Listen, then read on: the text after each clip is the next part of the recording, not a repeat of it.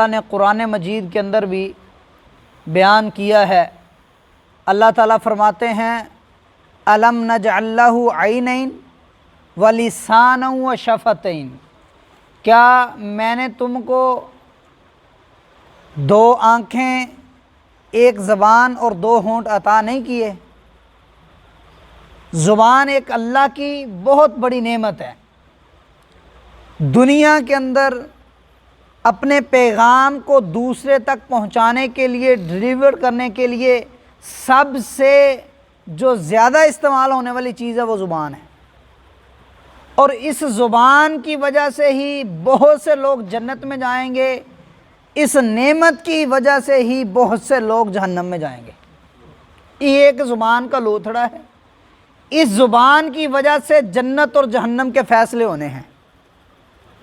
جو حدیث میں نے آپ حضرات کے سامنے پیش کی، رسول اللہ صلی اللہ علیہ وسلم کی اس حدیث سے اس بات کا پتہ چلتا ہے اور اس کے بارے میں ہمیں سمجھ آتی ہے کہ زبان کی کتنی فضیلت ہے۔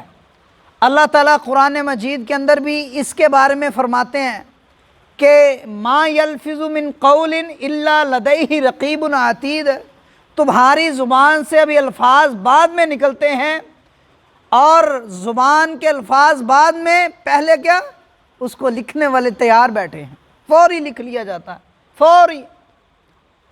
تو جو بات میں عرض کرنا چاہتا ہوں کہ اس زبان کی وجہ سے بہت سے لوگ جنت میں، بہت سے لوگ جہنم میں جائیں گے۔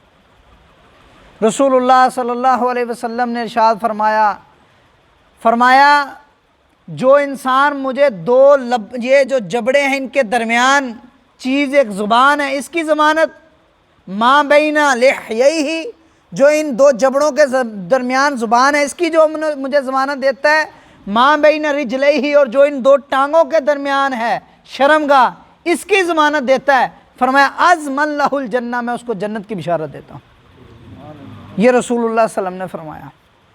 اور رسول اللہ صلی اللہ علیہ وسلم نے فرمایا، اللہ اکبر، فرمایا ایک انسان ساری زندگی اچھے اعمال کرتا ہے، ساری زندگی نیک اعمال کرتا ہے، آخری وقت میں کوئی ایسا کلمہ کہہ دیتا ہے، ایسا کلمہ کہہ دیتا ہے جو اللہ کو ناپسندیدہ ہوتا ہے، کوئی کفریہ کلمہ کہہ دیتا ہے، اللہ فرماتے ہیں میں اس کے سارے گناہ معاف کر کے اس کو جہنم کے اندر بھیج۔ اور ایک انسان ساری زندگی غلط اعمال کرتا ہے، معصیت پہ زندگی بسر کر دیتا ہے، لیکن آخری وقت کے اندر اس کی زبان سے اچھے اعمال کے اچھے الفاظ نکل آئے تو اللہ تعالیٰ اس کے اعمال کو نہیں دیکھتے، اس کے الفاظ کو دیکھتے ہوئے اس کے اعمال جتنے بھی گناہ والے ہیں ان کو معاف کر کے اللہ تعالیٰ جنت دے دیتے ہیں۔ یہ رسول اللہ صلی اللہ علیہ وسلم کے الفاظ۔ من کان آخر کلامہ لا الہ الا اللہ داخل الجنہ، جس کی آخری بات، آخری کلام لا الہ الا اللہ ہوا، فرمایا وہ جنت کے اندر داخل ہو گیا۔ یہ رسول اللہ صلی اللہ علیہ وسلم کی حدیث ہے۔ دعا کرو کہ اللہ تعالیٰ ہمیں مرتے وقت کلمہ نصیب فرمائے، اللہ تعالیٰ کلمہ توحید پڑھنا ہے ہمیں نصیب فرمائے۔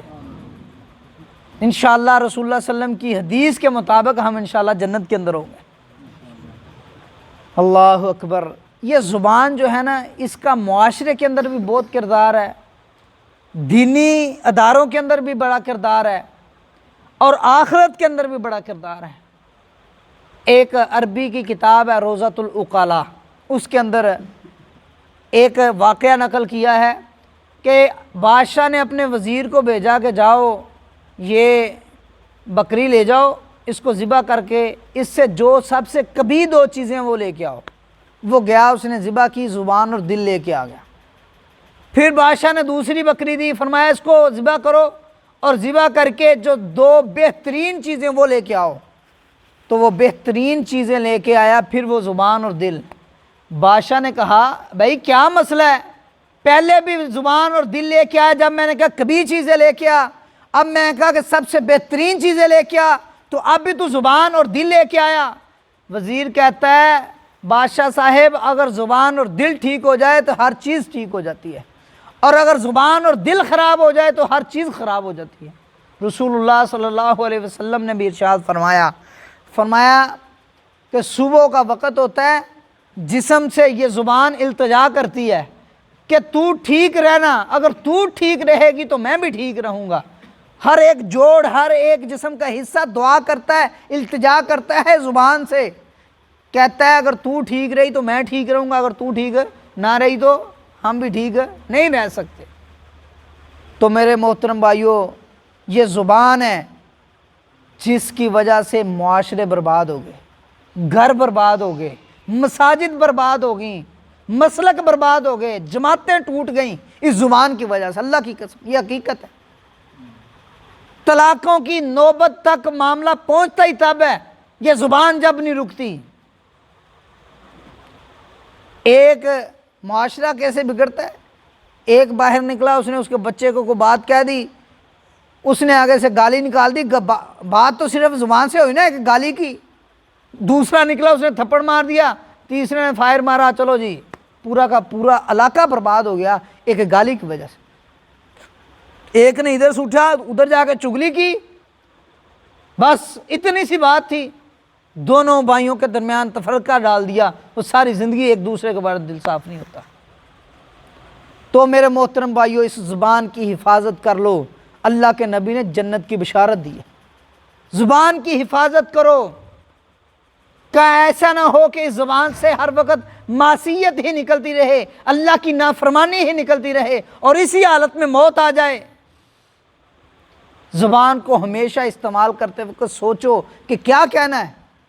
انشاءاللہ اس زبان کو اگر ہم صحیح استعمال کریں گے، معاشرہ پرامن ہو جائے گا، معاشرے کے اندر قتل و غارت ختم ہو جائے گی، لڑائی ختم ہو جائے گی، فتنہ فساد ختم ہو جائے گا، یہ طلاقوں والا سلسلہ ختم ہو جائے گا۔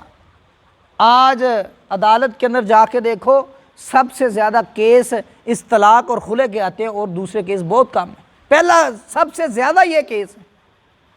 تو آؤ اپنی زبان کا استعمال درست کر لو، اس کو اچھی جگہ پہ استعمال کرو۔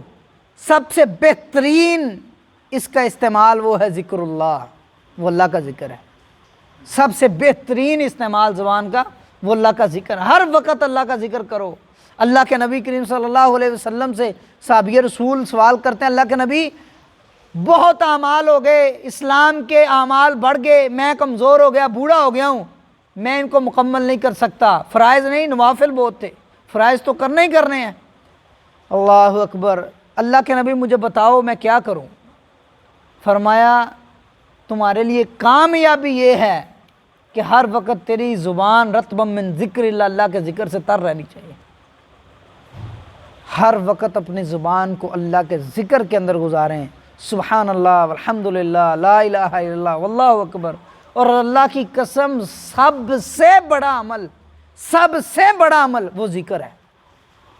جس عبادت کے اندر ذکر نہ ہوگا نا، وہ عبادت خالی ہے، وہ منافقوں کی عبادت ہوتی ہے، مومنوں کی عبادت نہیں ہے۔ یہ قرآن بھی کہتا ہے، اللہ کے نبی کی حدیث بھی کہتی ہے۔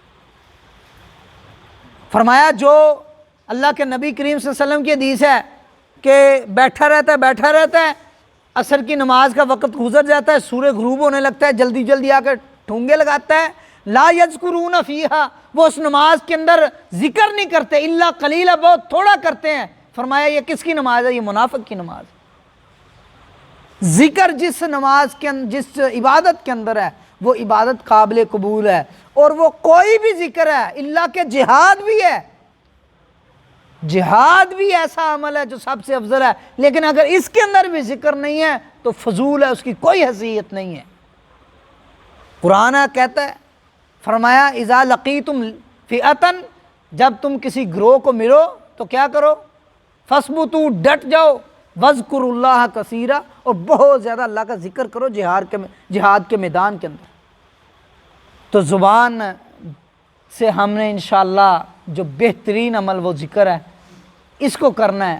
کبھی انشاءاللہ پھر موقع ملا تو ذکر کی فضیلت کے اندر بھی دو چار باتیں ہیں، لیکن حقیقت میں جو بات آج میں کرنا چاہتا ہوں وہ زبان کے متعلق ہے، کہ زبان کو ہر وقت سوچ سمجھ کے استعمال کرنا چاہیے، اور فضول گوئی سے بہتر ہے کہ اللہ کا ذکر کرنا چاہیے۔